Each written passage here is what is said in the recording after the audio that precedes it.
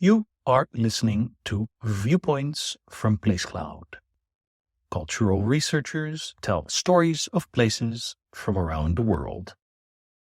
For the full multimedia experience and to support the creators you enjoy, visit placecloud.io. Bridal Cave sits beside the Lake of the Ozarks near Camdenton, Missouri, and it is one of the state's best-known show caves.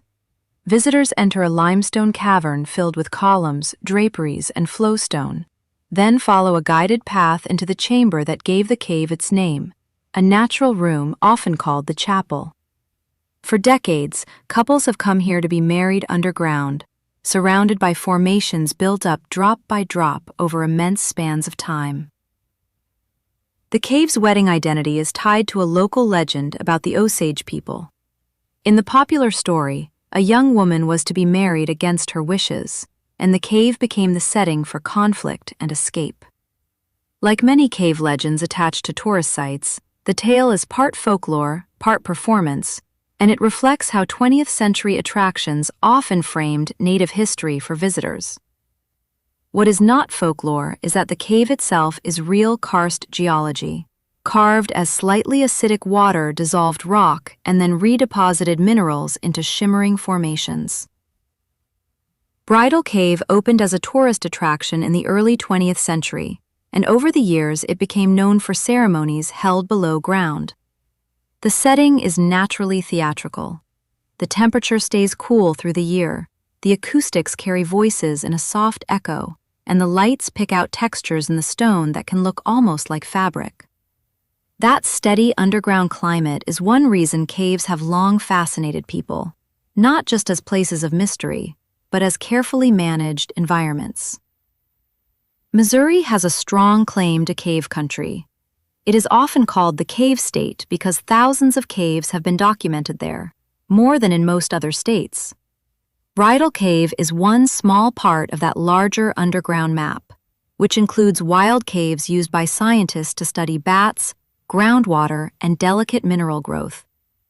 In recent years, bat conservation has become a serious issue across North America because of white nose syndrome, a fungal disease that has devastated bat populations. Tourist caves and state agencies have had to rethink access, cleaning procedures, and seasonal closures to slow its spread.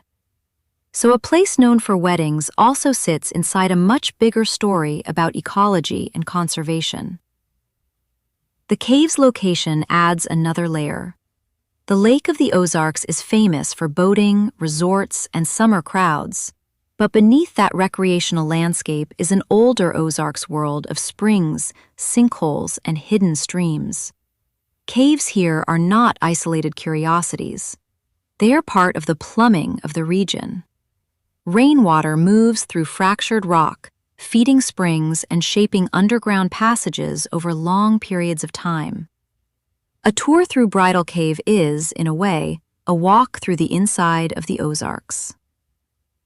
There is also something slightly unexpected about how public caves keep reinventing themselves. Across the United States, show caves have hosted concerts, geology programs, holiday events, and yes, weddings, turning fragile natural spaces into places where people mark personal milestones.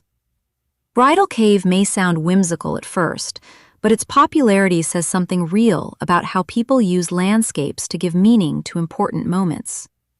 Some choose a church, some a courthouse, and some step into a limestone chamber where water once did the slow work of sculpting an altar. That contrast is what makes Bridal Cave memorable.